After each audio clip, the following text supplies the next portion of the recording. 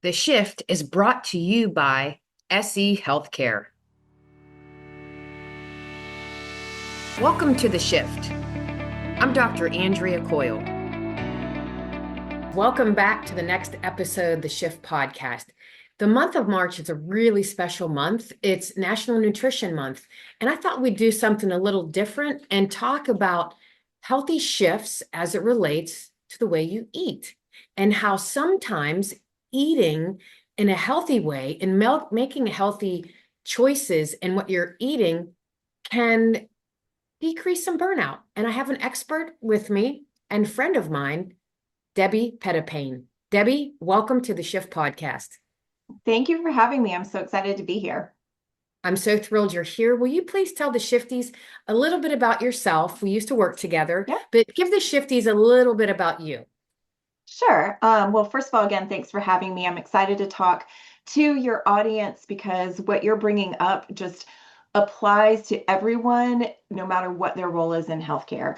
And keeping our energy up is so essential to how we take care of our patients and our fellow colleagues. So I know this from firsthand because I am a registered dietitian and I worked at the Medical University of South Carolina, which is, of course, how I know you. And I worked for many years providing direct patient care to patients that were looking to make healthier shifts and switches in their own diet, and also at an enterprise level to try to support the healthy food environment for care team members so that while they were working, they had access to choices that were going to help them make it through their long days without throwing their personal health goals out the window. I love that you said that and you teed me up perfectly for us to dive right in. I have a question for you. You mentioned taking care of patients, taking care of our colleagues, and I'm just going to say taking care of others really starts with taking care of ourselves. Mhm. Healthy eating isn't about dieting. I actually don't even like the word dieting. Same. It's about having the energy, you mentioned the energy and Mhm. resilience to show up fully in our work and our lives. So here's the question. Okay. How can healthy eating realistically support energy, well-being, and burnout prevention for busy healthcare professionals? Well, that's a big one. So As a excited big to unpack that. And, we do have to be clear there is no superfood or super salad that's going to fix issues like understaffing or poor systems that are in place or management that needs to be improved, right? Those things are outside the bandwidth of a great eating pattern. However, what we do day in and day out is exhausting. I mean, think about even just the cognitive load. So, just cognitively, your brain takes up 20% of your body's energy. And so when your energy starts to wane because you're not fueling yourself well, being able to make those critical, quick decisions is going to be one of the first things to go. And then, of course, there's the physical aspect. I mean, a lot of just floor nurses, for example, they're elite athletes that are on their feet, moving nonstop for extended periods of time. And that takes a really concerted effort to keep you nourished, no differently than you would want to nourish your body if you were doing a race or a competition. That's such a great point because I remember that back in the day when I was an intensive care unit nurse, and literally you are on your feet for 12 hours. And what can busy healthcare professionals do, Debbie, to shift on healthy choices, but also drilling down to the food choices? Right. So I think two different things. Thinking, first of all, just about your personal philosophy toward food and eating. So, can we shift that mindset a little bit to get away from, for example, the D word that you brought up, diet, which is something that we tend to think of something that we're on, which implies it's something that we're going to come off and it's not long term, and start instead shifting our mindset toward this idea that it's a healthy eating lifestyle. And because it's a lifestyle, you have to be willing to make shifts that you can stick with, that, please your palate, that align with your cultural preferences, that you can afford, that you like to prepare. Because only when you stick with those things are you going to or stay kind of the course for the long term. And what we know now which is a little bit different from, a couple decades ago around nutrition science, is that it's not about a single nutrient. It's not just about cholesterol or sodium or saturated fat. It's about the dietary patterns that we consume over time. That's really what promotes our overall health and well-being. So finding these small shifts within food groups and between food groups that you can stick with is ultimately the goal. I like that you said all that. And I'm again going back when I was a clinical care delivery nurse and then stepped into some leadership positions. What often happens is you're so busy, you're Mhm. back to back meetings. And if you think about Maslow's hierarchy, and at the bottom of the pyramid is food, water, shelter. And Yep. we think about food often in these busy, high paced healthcare environments, we skip enough water, healthy Mhm. snacks. So we might eat once during a 12-hour shift or once during a 10-hour busy leadership day. How can you, or what do you recommend, Debbie, some healthy ways to be able to grab something quick that's really nourishing? I love that. So the reality is you want to plan ahead as much as you can. So just like you plan ahead at night to set your alarm so that you can get dressed in the morning or get your kids out the door, whatever you need to do so that you can be in your car on time and you're planning ahead for how you're going to park at work, et cetera, et cetera. In that, we want to make sure we're allocating enough time to plan for how we're going to eat for the day. And it can be, I'm going to go to the hospital cafeteria, or I'm going to Uber Eats if you're allowed to do that, or I'm going to bring something from home. But that's that age old saying of failing to plan is planning to fail. So just like you're thinking about how you're going to clock in on time, you want to think about how you're going to fuel yourself throughout the day and have a plan for that. Similarly, you want to think about how you're going to plan for eating when you get home and what are some tips and tricks that you're going to have so that you can continue to eat healthy when you're in your home or after work. Again, it could be you're going to stop somewhere and pick up something. Let's use that as an example. If you know where you're going to eat, and most of us do tend to frequent the same restaurants or fast food establishments, the great news now is that all those menus are available online. And it's really easy then to look and see what's available and see if there's a choice that aligns with your health goals so that when you get into the restaurant or the drive-through line, you're not making an instant decision when you're probably exhausted and hangry. None of us make great decisions about what we're going to eat when you're standing in an establishment smelling French fries and you've just pulled a 12-hour shift. So even just planning ahead for, I know that I'm going to stop here because it works for me, but this is how I'm going, this is what I'm going to choose that sticks to my goal. Another trick that I love is leveraging that hospital cafeteria for how you're going to cook something at home. Let's say you want to do a stir fry, but you don't want to wash and chop all these different vegetables. Can you stop by the cafeteria salad bar and pick out, like, here's the few bell pepper wedges, here's the few onions, here's the few things. And then when you get home, you just sort of get straight to cooking. So just planning ahead a little bit for those tricks allows you to be successful even once you've clocked out at the end of the day. That's a really good tip, Debbie. I never thought about is going swinging by the cafeteria because who Mhm. wants to get home after working 8, 10, 12-hour shift? You're exhausted, and then you have to cut vegetables for 30 Right. minutes and then 30 more minutes. And by then I've already snacked on Yeah. everything and Yeah. I've ruined my meal. And it's PS, it's 8 o'clock at night, and you're making Yes. even worse choices and you're getting ready to go to bed. So that's a really good tip. When you think about the mind shift of the healthy, the food groups, Hmm. how do you, without getting bored with the same old thing, how do Yeah. you make those shifts in the healthy food groups? So I think first of all, we all can acknowledge or agree that we know we need to get more plants in our diet.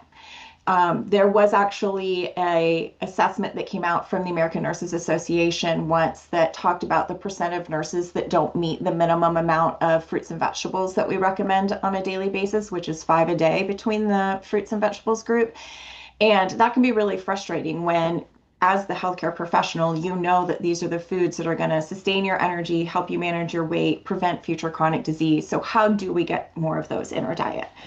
Well, I think first of all, it's really interesting to think about how are we currently consuming these things. So vegetables, for example, a About 30% of the vegetables that we tend to eat, we eat as part of a mixed dish, right? So it's not just that you're pulling out your baggie of baby carrots. We actually prefer veggies mixed into other things.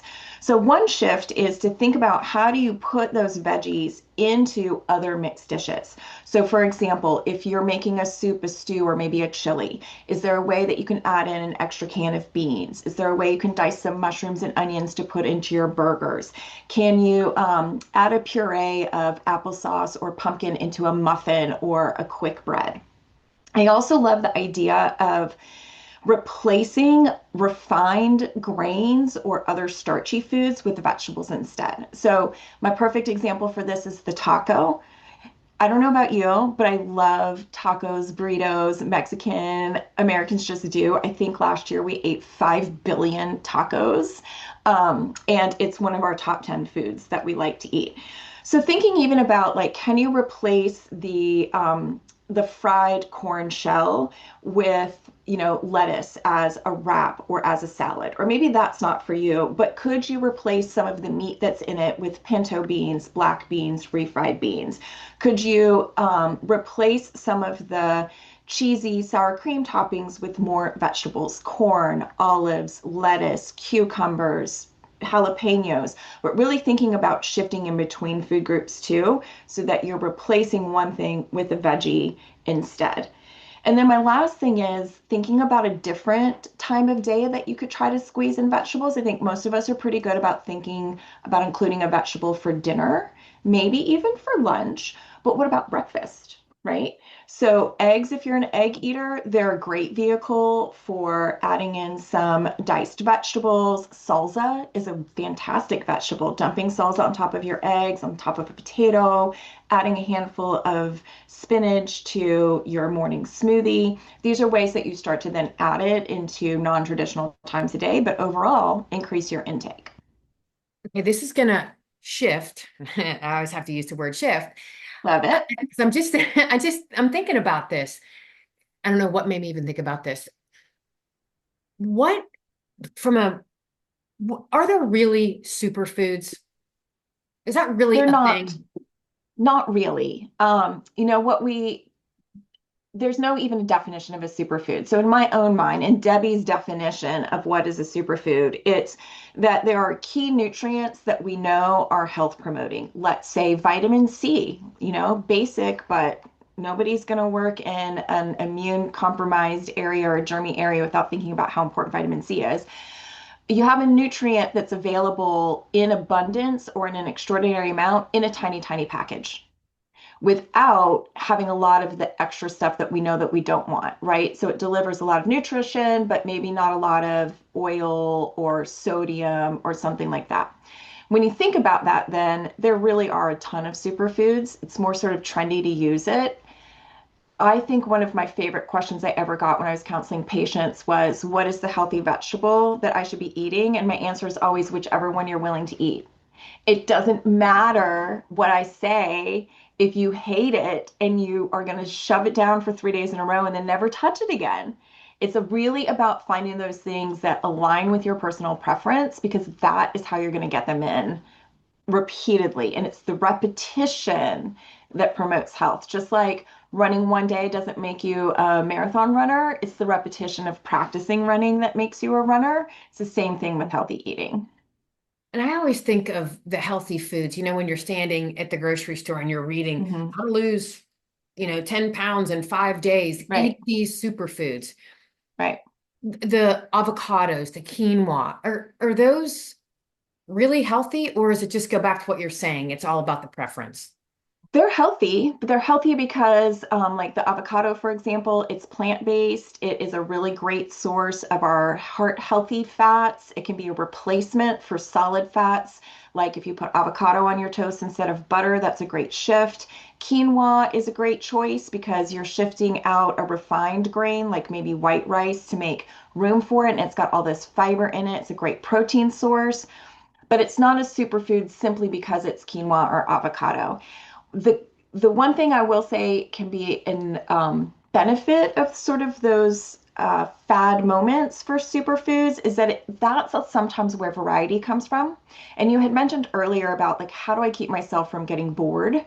And I Hmm. think when somebody introduces you to a new ingredient and you give it a try, that at least kind of breaks your doldrum. But at the end of the day, most of us eat kind of the same things over and over again. Like if you were to think about how many dinners you cooked in the last month, my guess is there were probably a lot of repeats. And so that's where making shifts in those things that you consume over time to make them or nudge them a little bit more into the healthy direction is a really important move. So taking that quinoa, for example, we don't get enough whole grains in our diet. Whole grains are really high in fiber. They help you stay fuller longer. They help with staying regular. And constipation is actually the number one complaint for why people go see their primary care physician. So if you're a nurse working in that space, you already know this. But it's also something that can be easy to suffer from when you're on the go as a clinician yourself. So increasing high fiber grains is really helpful. But if you've ever tried to cook brown rice when you're starving and under a time pressure, you realize, wait, these whole grains, they take like 90 minutes.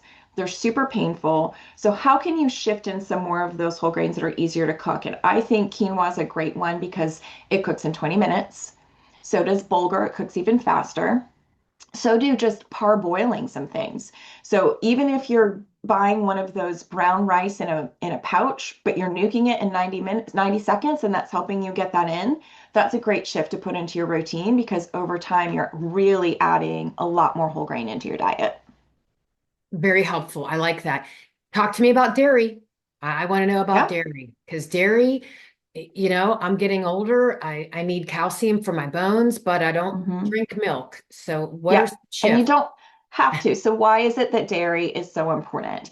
Dairy is really important in the diet because it delivers two key nutrients in a relatively easy vehicle, for lack of a better word. So by drinking a cup of fluid milk, you're easily getting in a healthy dose of protein, which is very essential, especially as we get older, and calcium, which is incredibly important for our bone health when we're younger. So you've sort of missed the boat. I'm not, guessing any age numbers here, but I can say, since I know we're about the same, that we've missed the boat on maxing out our bone density. So what we're trying to do now is maintain what we have.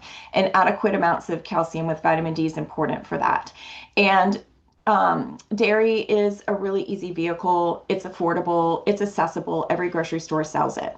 Having said that, the majority of people in the world are lactose intolerant, so they don't naturally digest the carbohydrate found in dairy very easily. And milk protein is one of the most common allergens in the world. And so there are a lot of groups of folks that don't tolerate dairy as much. And for the calcium, this is probably when talking to your healthcare professional about a calcium supplement is worthwhile. Looking more toward dark green leafy veggies. There we are, veggies again. Why are they superfoods? Surprisingly, they can be high in this calcium mineral too. And then fortified products. So if you are enjoying soy milk, if you're enjoying almond milk because it's lower in calories, maybe you're in the oat milk craze because it froths so nicely. Maybe even you like your morning orange juice. All of those beverages actually come fortified with calcium and vitamin D, so they're nutritionally equivalent and they work for a lot of people too. The one dairy food I'm going to caution you against is cheese. And I love cheese just as much as anybody else. Americans love cheese, but it is really high in saturated fat, which we want to limit in order to help us with our heart health. And it's one of our top sources of sodium, but we consume a ton of it. So, really being cautious about using that as your primary source of protein and calcium from this food group because it doesn't come in the best package delivery system. It comes with some extra nutrients in it that we don't necessarily want to overdo. I love, love, love cheese. It's Yeah. terrible. Okay, well, guess what? I'm going to cut back on the cheese. That's a big love of mine. And What I is your favorite thing? What are some of the things that you love cheese on? Let's pick this apart and see if we can shift a couple of those into the healthier direction. Because I bet I, what your favorite things are very relatable for me and others like us. I like cheese on a baked potato. I like cheese on Mhm. pasta, just pasta with cheese and melted and lots of it. I like cheese on pizza. I like cheese on grilled cheese sandwiches. Mhm. Everything. I love that. I think so much of what we like about it is, first of all, it just does have a great flavor. So when you're thinking about putting it on pasta, it is that salty, sort of sharp flavor, particularly like a Parmesan or something that people really pick up on. Parmesan's a great cheese to use because a little bit goes a long way. So if you're really looking for the flavor, that can be a great option for you. We also love it because it's so creamy. So thinking about other things that you can put in or on foods to make things more creamy. So for example, on your potato, can you scoop the insides out and maybe mix up a little bit of warm milk or even broth as if you were going to make mashed potatoes to keep it moist and from being too dry. And then that way you can just sprinkle the cheese on top, but you're not dousing it. That's also a great opportunity for that salsa. If you've never tried salsa on a potato, it's great. Get in some veggies there, but it adds the moisture. And even things like, I don't know, have you ever tried making your own air quote cheese sauce or sauces out of blended nuts? Never, but it sounds It's great. so easy to do. So think about, if you were to think, I don't know, 20, 30 years ago, who would have thought almonds would give you milk? Like, how do you Right. milk an almond? Like, whoever came up with this idea, it's kind of genius. But what are they really doing? They're soaking the almonds, they're blending it, and they're straining it, and then you get this creamy, delicious beverage. You can similarly take something like cashews, work great for this. Soak them up, blend them up, and they create this most amazing Alfredo-like texture. And that can be great for whipping into different foods too for that texture. Now, that's not the easiest shift to make. I acknowledge that. But it can be really fun if you're looking to change up your routine and add that new ingredient like the quinoa and the avocado we were talking about earlier and just try something different. Wow, you've given me a lot to think about, and I do need to make some healthy shifts from the cheese. Debbie, I have one last one last question. I was going to ask two, but I'm just going to ask one. Okay. If you wanted to give the shifties two of your tips on shifting the mindset and incorporating healthier eating habits, what would those two tips be? And make them easy ones, because the more complicated, like what you just said about all the Sure. nuts, I think it's a great idea, but in my head, Yeah. I'm like, I don't have time for that. You're never going to do it. Right. No, Right. I get that for sure. That's a tall order, but I'm going to take a stab at it and I'm going to pull from my own personal philosophy. The first is shifting again your mindset from a particular food as being good or bad or superfood or something you can never eat. I truly believe all foods can be included in your eating pattern. It's really just a matter of how much and how frequently. So if you're going to Thanksgiving and it's the only time you get your mom's famous pecan pie, like enjoy that, right? But what are the choices you're making day in and day out? That's really important. And then the second thing is, how can you think more about eating less processed food? And for me, my philosophy, I have two ways I think about it. First of all, I tend to say, does it require a fork to be eaten? And will the food eventually rot? And those are the types of choices that we want to be leaning toward most of the time, are foods that either rot and or require a fork to be eaten. Wow. And that is so helpful, Debbie. I didn't even think about that.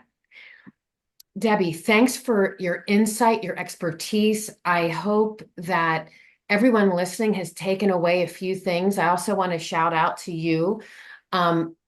Happy National Nutrition Month. Thank And thanks you. for keeping everybody healthy as it relates to eating and making healthy food choices. And shifties, remember, your shift makes the difference.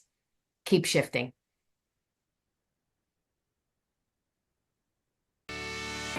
Enjoying the shift? Help us reach more nurse leaders by rating and reviewing us on your podcast app. It takes just a minute, but makes a big impact. Search for The Shift, tap those stars, and share what you love. Your feedback shapes our future episodes and helps others discover us. Remember, rate, review, and amplify The Shift today.